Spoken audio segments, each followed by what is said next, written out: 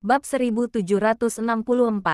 Tuan, melihat ekspresi Lorenzo yang tidak benar, Jasper buru-buru mengikutinya.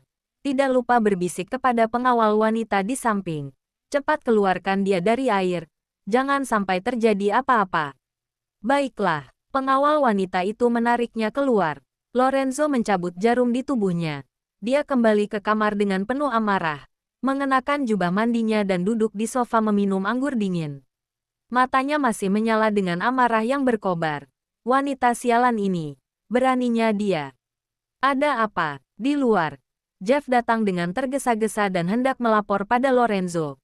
Tetapi dihentikan oleh Jasper. Jasper mendekat ke telinganya dan membisikkan apa yang baru saja terjadi. Muka Jeff menjadi pucat karena terkejut. Apa? Itu adalah ciuman pertama Tuan. Jasper buru-buru menutup mulutnya. Apa kamu ingin mati? Jeff baru menyadari bahwa dia baru saja kehilangan kendali dan melirik ke kamar dengan panik. Tapi tidak ada pergerakan. Untunglah, Tuan mungkin tidak mendengarnya. Jasper melepaskan tangannya, menggertakkan giginya dan berkata dengan suara rendah. Aku baru saja pergi sebentar. Wanita itu mulai menyerang Tuan. Pantas saja aku merasa dia aneh. Awalnya aku kira dia ada di sini karena uang. Atau mungkin dia adalah mata-mata yang dikirim oleh musuh. Aku tidak menyangka. Wanita tomboy yang tidak mirip laki-laki atau perempuan seperti itu masih ingin menggoda Tuan. Jeff sangat marah. Dan yang paling penting adalah dia berhasil. Tuan tidak pernah dekat dengan wanita. Rumor di dunia luar mengatakan bahwa Tuan menyukai pria. Mungkin karena inilah makanya mereka mengirim gadis tomboy ini untuk mendekati Tuan. Jasper merasa sangat menyesal.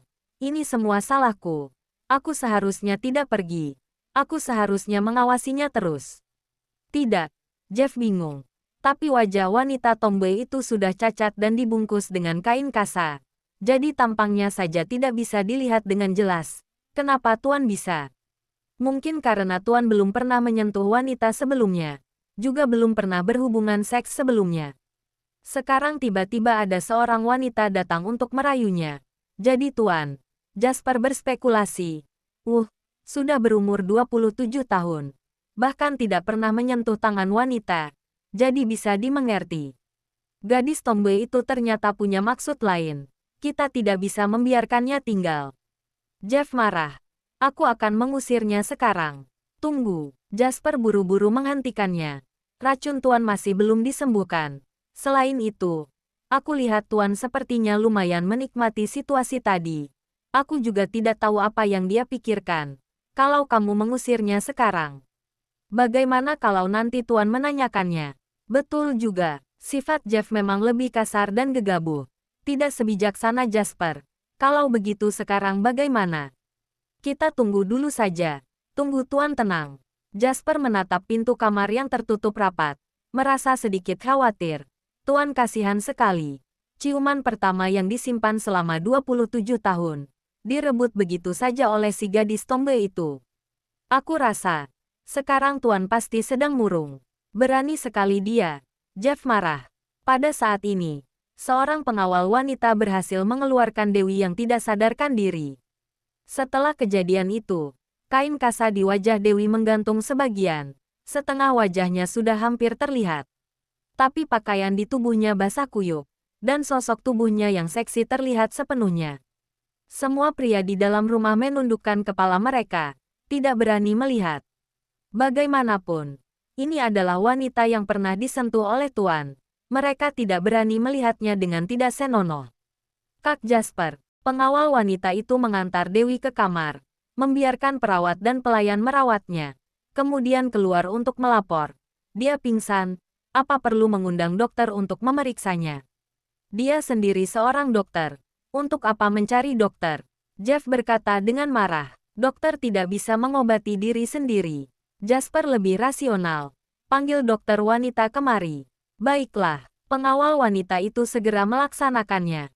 Di kolam air panas juga bisa tersedak air sampai pingsan. Orang macam apa ini? Jeff sampai kehabisan kata-kata. Apa dia begitu takut air? Bab 1765. Dewi dalam keadaan linglung. Merasa ada orang sedang merobek kain kasa dari wajahnya. Dia tiba-tiba terbangun dan menangkap tangan itu. Apa yang kamu lakukan? Dokter wanita itu tertegun sejenak dan menjelaskan. Aku hanya ingin melihat luka di wajahmu. Tidak perlu. Dewi tidak ingin orang melihat wajahnya. Kalau tidak, identitasnya akan terungkap. Baiklah kalau begitu. Dokter wanita itu tidak bersikeras lagi. Aku dengar kamu juga seorang dokter. Dokter hebat. Dewi tidak berbicara dan memaksakan diri untuk bangun duduk dari tempat tidur. Sejak kecil, Dewi tidak pernah takut pada apapun, kecuali air. Semalam terjatuh ke kolam air panas dan tersedak banyak obat tradisional. Sekarang dirinya merasa sangat tidak nyaman. Cedera di bagian belakang kepalamu agak merepotkan. Harus segera ditangani. Kalau tidak akan sangat berbahaya. Dokter wanita itu mengingatkan. Tidak peduli seberapa hebat keterampilan medismu. Operasi ini harus dilakukan oleh orang lain. Kamu sendiri tidak akan bisa melakukannya. Hah, Dewi mendongak menatapnya. Maksudmu, kamu bisa mengobatiku. Aku sudah melihat hasil ronsenmu. Dokter wanita itu mengeluarkan hasil ronsen dan menunjuk ke pecahan logam di atasnya sambil berkata, sudah menekan saraf di otak. Operasi akan ada resiko yang cukup tinggi. Seberapa yakin? Dewi menatapnya. 50%. Dokter wanita itu menjawab dengan tegas. Dewi memutar matanya dan mengabaikannya. Tuan Dewi, ini adalah dokter spesialis otak paling hebat di negara Maple, Dr. Heidi. Perawat berkata dengan tergesa-gesa.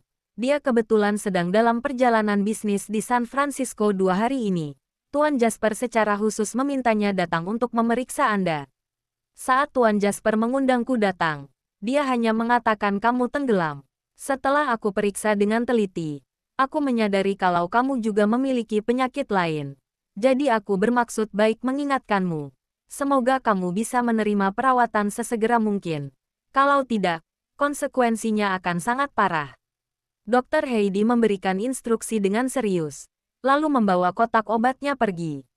Saat dia sampai di pintu, dia berbalik dan bertanya pada Dewi. Ngomong-ngomong, apa kamu kenal dengan tabib dewa? Tidak. Kenapa? Dewi menjawab tanpa sadar. Aku hanya penasaran saja.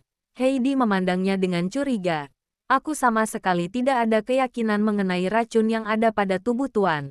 Tapi Jasper bilang, kamu bisa mengobatinya. Tentu saja. Dewi mengangkat dagunya dengan bangga.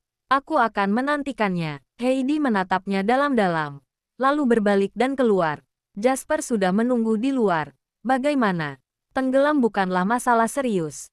Tapi pecahan logam di otak telah menekan saraf. Harus segera ditangani. Kalau tidak, konsekuensinya akan sangat serius. Selain itu, dilihat dari percakapan sederhana sejauh ini, tidak tahu apa dia memiliki keterampilan medis yang luar biasa, tapi Dr. Heidi tertegun sejenak dan berkata dengan suara rendah, menurutku dia masih sangat muda. Mungkin belum berumur 20 tahun. Dia terlihat seperti anak kecil. Bagaimana mungkin memiliki keterampilan medis yang luar biasa? Setahuku, pengobatan tradisional membutuhkan studi bertahun-tahun. Juga pengalaman. Pada usianya, sepertinya agak tidak mungkin. Baiklah, aku mengerti. Jasper mengerutkan keningnya. Sepertinya dia benar-benar dokter palsu. Heidi menundukkan kepalanya dan memberi hormat. Kemudian pergi dengan tergesa-gesa. Di kamar, Dewi mencengkeram jantungnya. Merasa mual. Sebenarnya berapa banyak air mandi yang aku minum semalam? Sampai sekarang aku masih ingin muntah. Perawat itu tertawa lepas. Kolam air panas diisi dengan obat tradisional sesuai permintaan Anda. Kenapa jadi air mandi? Seluruh badannya, dari bokong sampai kakinya direndam di dalam. Kenapa bukan air mandi? Dewi bergegas ke kamar mandi, bersender pada toilet dan muntah. Tuan Dewi, apa Anda baik-baik saja? Perawat mengikutinya dan menepuk-nepuk punggungnya. Pada saat ini, dalam ruang kerja, Jasper melapor pada Lorenzo. Apa yang dikatakan oleh Dr. Heidi tanpa ada perubahan sedikit pun. Lorenzo menunduk dan meminum tehnya dengan wajah dingin. Setelah sekian lama, akhirnya dia berkata dengan tenang, usir dia. Jasper tertegun sejenak, lalu buru-buru bertanya. Lalu, bagaimana dengan racun Tuan? Aku akan mengobatinya sendiri. Bab 1766. Lorenzo pandai membuat racun, juga pandai menetralkan racun. Hanya saja, kemampuannya untuk menetralkan racun tidak tinggi. Dia hanya bisa hal yang dasar saja.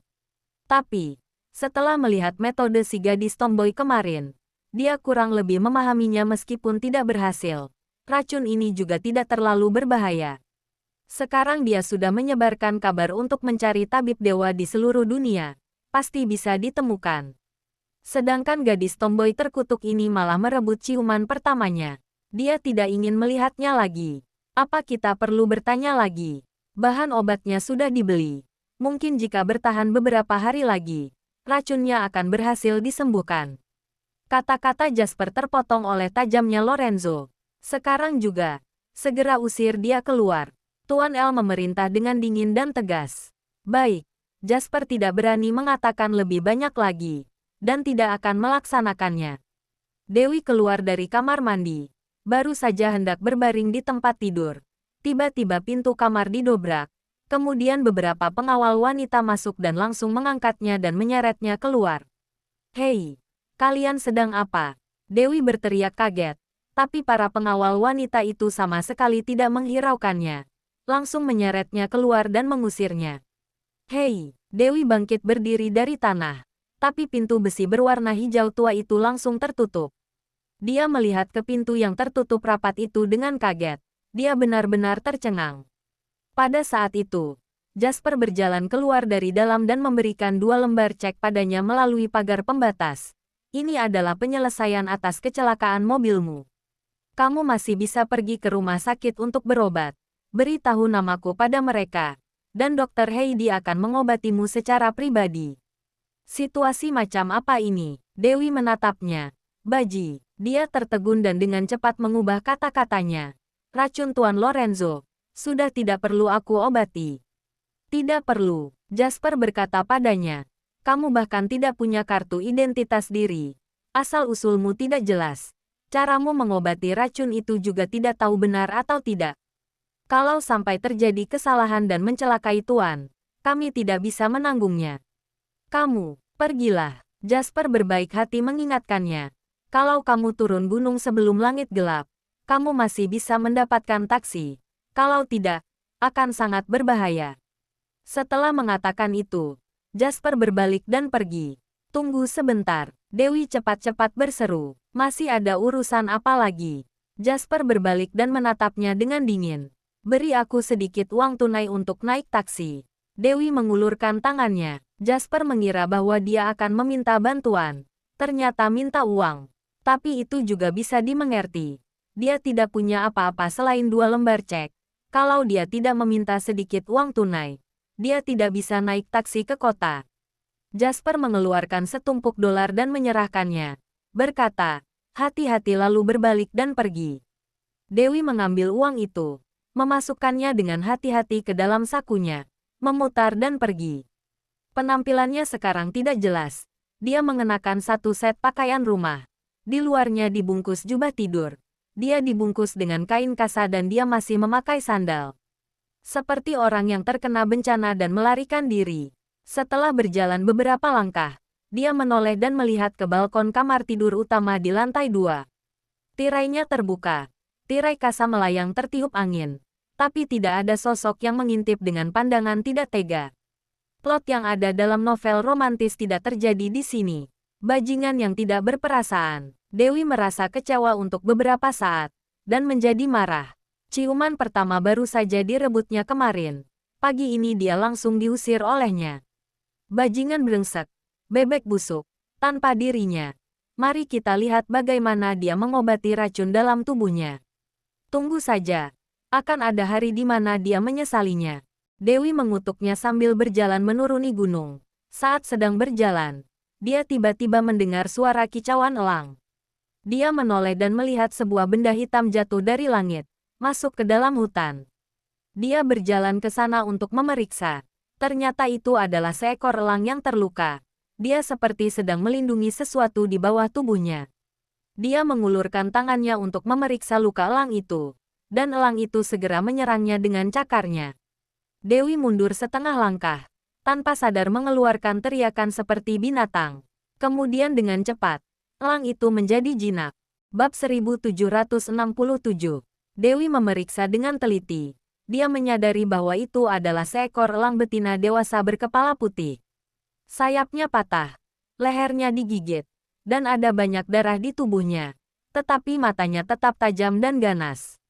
Dan apa yang dilindunginya di bawah tubuhnya ternyata adalah sarang telur. Dia sedang melindungi anak-anaknya dengan nyawanya. Dewi seketika merasa kasihan. Kemudian dia menyembunyikan elang berkepala putih dan juga telurnya terlebih dahulu. Lalu mencari tanaman obat di hutan, menghancurkannya dan mengoleskannya ke luka elang itu.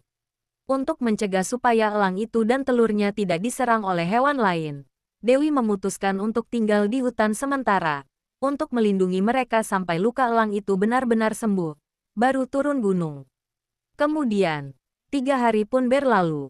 Dewi setiap hari tidur di pohon bersama elang, makan buah-buahan liar saat lapar, dan minum tetesan embun saat haus. Jubah tidur putih di tubuhnya sudah menjadi hitam, badannya kotor, tampangnya lebih mirip seorang pengemis. Cedera elang itu sudah mulai sembuh, meski sayapnya belum sembuh total, tapi sudah cukup untuk melindungi anak-anaknya. Aku akan mengganti obatnya untukmu. Lalu aku sudah harus pergi. Dewi membalut luka elang itu dengan selembar kain yang dia robek dari jubah mandinya. Kamu terlihat sangat perkasa. Bulumu juga sangat berkilau. Apa kamu Ratu Elang? Elang itu seperti mengerti. Ia mengangguk dan menjerit ke langit. Kamu benar-benar Ratu Elang. Dewi sedikit bersemangat. Siapa namamu? Tidak. Kamu tidak punya nama. Jadi aku akan memberikanmu sebuah nama. Setelah memikirkannya, Dewi menyentuh kepala putihnya dan berkata, namamu Shiro. Dia menunjuk ke telur di bawah tubuhnya dan berkata, nanti setelah anakmu lahir, baru kita beri nama lain saja. Semoga kita bisa bertemu lagi. Shiro meringkuk ke sisinya dengan patuh, mengusap wajahnya dengan kepalanya, dan berterima kasih padanya karena telah menyelamatkan nyawanya. Elang pintar, cepat bawa anak-anakmu pergi mencari suamimu. Dewi memeluk Shiro, lalu berjalan keluar dari hutan. Kebetulan ia melihat sebuah mobil Maybach berwarna silver diparkir di pinggir jalan. Saat itu sudah malam. Kalau dia ingin berjalan menuruni gunung, dia mungkin harus berjalan sampai tengah malam. Dia memang tidak takut dengan binatang buas, tapi dia takut gelap. Memikirkan hal ini, Dewi segera berlari ke sana dan diam-diam bersembunyi di dalam bagasi. Tuan, kenapa tiba-tiba ingin ganti mobil? Di dalam mobil, terdengar suara penasaran dari seorang pengawal. Beberapa hari ini Tuan sakit pinggang. Mobil Pagani rendah, tidak nyaman diduduki. Itu adalah suara Jasper. Dewi langsung dapat mengenalinya. Dia mengutuk dalam hatinya. Pantas saja sakit pinggang. Lukanya ada di pinggang. Kalau racunnya tidak dikeluarkan secepat mungkin, racunnya tidak hanya akan menyebar, tapi juga akan menyebabkan lukanya membusuk. Pria yang merasa dirinya benar itu tidak percaya pada keterampilan medisnya dan mengusirnya. Ini adalah pembalasannya.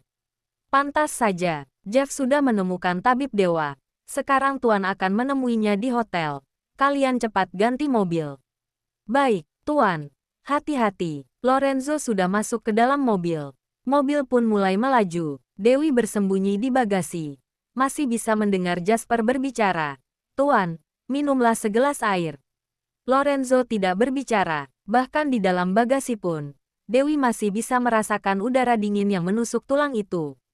Jasper menghiburnya dengan hati-hati. Kita akan segera menemukan tabib dewa. Kali ini pasti tidak akan salah. Kamu yakin? Suara Lorenzo tampak tenang, tetapi ada rasa dingin yang menusuk.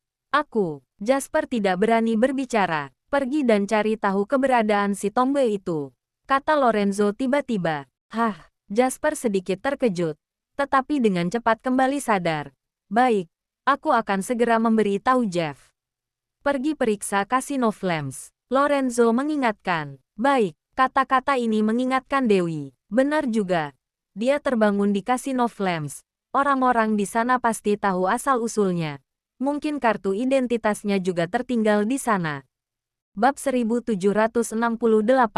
Mobil itu menuruni gunung dan melaju ke kota. Entah berapa lama kemudian, Dewi sudah hampir tertidur di bagasi. Akhirnya mobilnya pun berhenti. Suasana di sekitar sangat sepi. Saat Jasper dan yang lainnya berbicara, ada sedikit gema. Kemungkinan adalah tempat parkir bawah tanah. Dewi menyelipkan salah satu sudut pakaiannya ke bagian kunci bagasi. Dengan begitu, bagasinya tidak akan terkunci. Menunggu sampai orang-orang itu berjalan menjauh, suara langkah kaki mereka menghilang sepenuhnya. Dewi pun segera menyelinap keluar dari bagasi, bersiap kabur dari tempat parkir bawah tanah. Tiba-tiba, pintu lift terbuka. Lorenzo serta yang lainnya kembali lagi. Dewi terkejut dan buru-buru bersembunyi di balik sebuah mobil. Jas Tuan ada di dalam mobil. Ambillah. Baik, ketika Jasper berbicara, matanya dengan cepat melihat sekeliling. Dengan cepat pandangannya terhenti pada belakang sebuah kendaraan off-road. Di sisi roda, terlihat sebuah sudut pakaian. Dia segera memberi kode mata. Kedua pengawal segera mendekati ke sana perlahan-lahan. Tuan, apa ini benar-benar dia? Jasper merendahkan suaranya dan bertanya dengan penasaran. Lorenzo tidak berbicara, hanya menyipitkan matanya, menatap tempat itu dengan dingin. Dewi bersembunyi di belakang mobil dan menunggu lama. Dia pikir setelah orang-orang itu mengambil jaket, mereka akan segera pergi. Tapi mereka masih belum pergi juga. Dia baru saja ingin menjulurkan kepalanya untuk melihat, ketika tiba-tiba, sebuah suara terdengar dari belakang.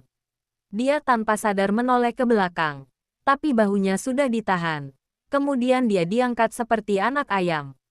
Tuan, ini dia. Dewi tampak seperti pencuri yang tertangkap, dan dibawa begitu saja ke hadapan Lorenzo. Dia tidak melakukan perlawanan, hanya menatapnya dengan marah. Untuk apa kamu bersembunyi di sana? Lorenzo bertanya dengan dingin. Langitnya sudah mulai gelap. Kalau aku berjalan kaki menuruni gunung, bisa sampai tengah malam. Jadi aku menumpang. Dewi berkata dengan percaya diri. Beberapa pengawal hampir saja tertawa. Kamu waktu itu tidak turun gunung? Jasper bertanya dengan penasaran. Kenapa jadi seperti ini? Kamu masih berani bertanya? Hidung Dewi memerah. Dia mulai berpura-pura tampak menyedihkan. Kalian mengusirku tanpa alasan. Aku juga tidak punya tempat tujuan. Jadi aku hanya bisa tinggal di hutan selama beberapa hari. Hari ini aku benar-benar sudah tidak tahan lapar lagi. Makanya bersiap untuk turun gunung. Mendengar ini, Jasper mau tidak mau merasa sedikit bersalah. Tidak ada tempat tujuan. Kamu tidak bisa pulang. Lorenzo menatapnya dengan curiga. Selain itu, kamu punya begitu banyak uang. Kamu bisa tinggal di hotel. Aku tidak tahu rumahku di mana. Dewi berkata dengan sangat serius. Aku hilang ingatan. Aku bahkan tidak ingat siapa diriku. Benarkah? Lorenzo tampak curiga. Terlihat tidak mempercayainya. Jasper mendekatinya dan berkata dengan suara rendah. Dr. Heidi pernah bilang bahwa kondisinya memang bisa menyebabkan amnesia. Lorenzo tidak mengatakan apa-apa lagi. Langsung berbalik memasuki lift. Jasper dan yang lainnya buru-buru mengikuti. Tentu saja, mereka juga membawa Dewi bersama mereka. Sekelompok orang datang ke kamar suite presiden di lantai atas. Lorenzo duduk di sofa, menunjuk ke arah kamar mandi dengan dagunya dan memerintahkan dengan dominan. Masuk dan bersihkan dirimu. Oh, Dewi masuk ke kamar mandi tanpa alas kaki. Tuan, dia sudah ditemukan. Apa masih perlu ke Casino Flames? Jasper bertanya dengan suara rendah. Ya, Lorenzo menjawab dengan tegas. Suruh Jeff cari tahu. Apa ada kartu identitasnya? Periksa identitas dan asal-usulnya. Baik, Jasper segera menyampaikannya ke Jeff. Dewi melihat percakapan antara keduanya melalui cermin kamar mandi. Dia menyadari bahwa dia bisa memahami percakapan mereka melalui gerakan bibir. Sepertinya Lorenzo masih meragukan identitasnya. Jadi dia mengutus orang untuk menyelidikinya tapi tidak masalah. Dia juga ingin mengetahui identitas dan asal-usulnya sendiri. Tidak lama kemudian, pengawal memimpin tim dari institusi medis ke ruang tamu di kamar suite. Ketiga anggota tim menyapa Lorenzo dengan hormat, lalu mempersilakan dokter tradisional tua di belakangnya dan menjelaskan kepada mereka dalam bahasa Inggris. Ini adalah tabib dewa yang legendaris. Jangan lupa like, komen, dan subscribe. Ya. Terima kasih untuk semuanya yang sudah subscribe, like, dan komennya. Tunggu terus kelanjutannya. Ya,